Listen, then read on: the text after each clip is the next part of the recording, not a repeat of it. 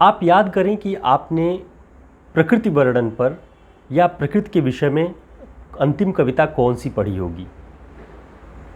जो भी पढ़ी होगी उम्मीद है कि वो छायावादी दौर की कविताएं होंगी कि दिवस का अवसान समीप था, गगन था कुछ लोहित हो चला, या द्रुतझरो जगत के जीर्ण पत्र। इस तरह की कविताएं, तरण तनुजा तट तमाल तरवर बहुछाए, जिसमें प्रकृति के सौंदर्य का खूब वर्णन होगा। लेकिन जिस प्रकृति के सौंदर्य का वर्णन हम करते हैं या कविताओं में पढ़ते हैं, उस प्रकृति पर जब कोई संकट आए तो उस संकट पे कोई कविता लिखी गई या नहीं, इसकी नोटिस लेनी बहुत ज़रूरी है।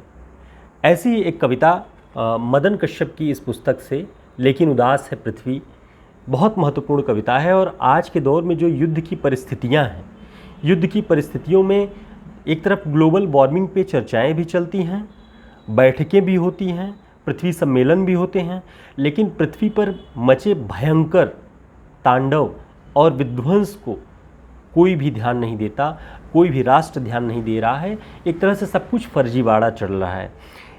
इसी विषय को ध्यान में रख के मदन कश्यप जी ने कविता लिखी है पृथ्वी दिवस।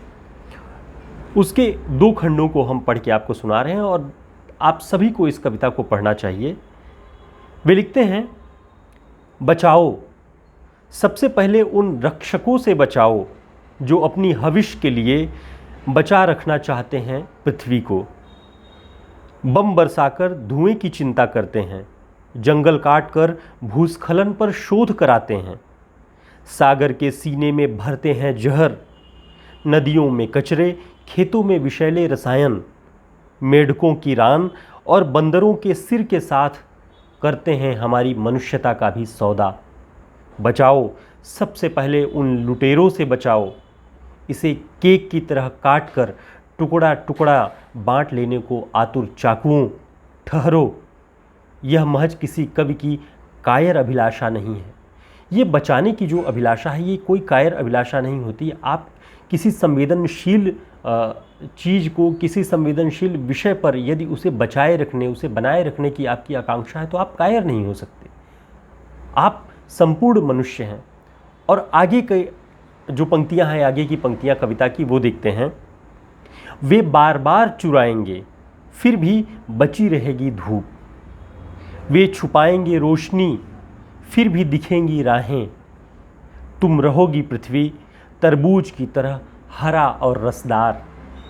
कुचल जाने दो शेषनाग के फड़, टूट जाने दो महावराह के दांत, दरक जाने दो महाकच्छप की पीठ, हम हजार हजार मुट्ठियों पर थाम लेंगे तुम्हें।